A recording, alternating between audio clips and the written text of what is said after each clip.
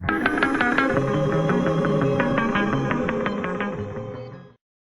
United Nations said, disarm or face serious consequences. That's what the United Nations said. And guess what? He didn't disarm. He didn't disclose his arms. And therefore, he faced serious consequences.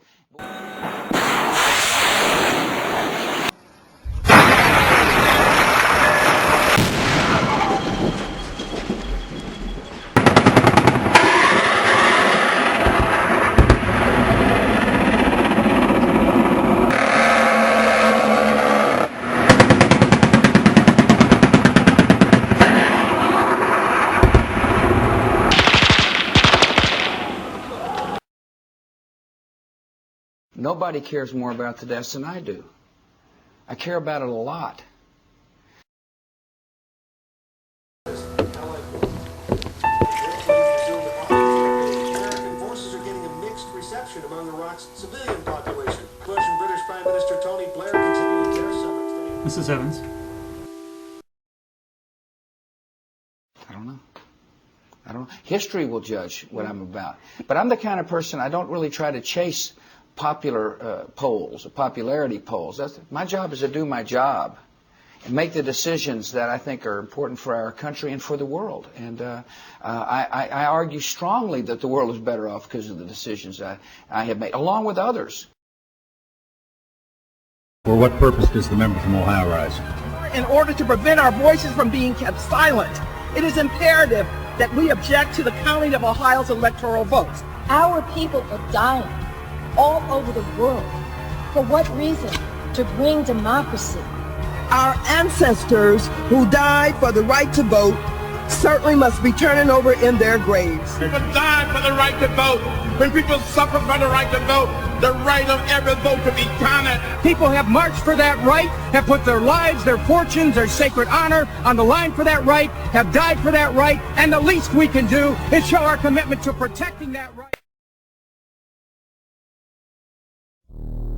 The plane wasn't no airline or anything. It was a twin-engine, big gray plane. That was not American Airlines. That was not American Airlines. Detonated. Plans to take down a building. Look, Saddam Hussein had used weapons of mass destruction against his own people, against the neighborhood. He was a brutal dictator who posed a threat. On to Baghdad.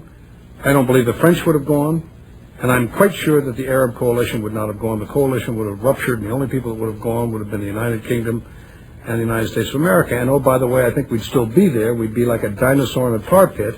We could not have gotten out, and we'd still be the occupying power, and we'd be paying 100% of all the costs to administer all of Iraq.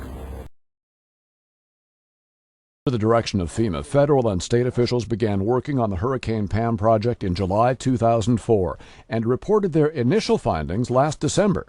FEMA Director Michael Brown said a lack of money prohibited his agency from following up on the report before Katrina. But officials in New Orleans... I hate the way they portray us in the media. If you see a black family, it says they're looting. See a white family, it says they're looking for food. And you know, George Bush doesn't care about black people. You know, they must not understand. If they're angry over Abu Ghraib, if they say this is what America represents, they don't understand our country, because we don't represent that. We're a compassionate country. We're a strong country. We'll defend ourselves, but we help people. Sir, why doesn't the First Amendment This is justice. Arrest Alberto Gonzalez. The First Amendment apply on the steps of the Supreme Court. Arrest Alberto Gonzalez. Nonviolent protesters. Nonviolent protesters. What's happening to our republic? What does it say about the United States that our First Amendment? Says the United States has betrayed the founding fathers and uses unusual and cruel punishment. It's a training. The United States has betrayed the founding fathers. The government is a war criminal.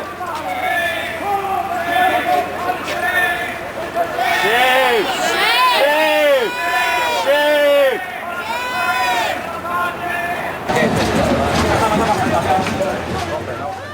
Darkness wraps itself around our hearts.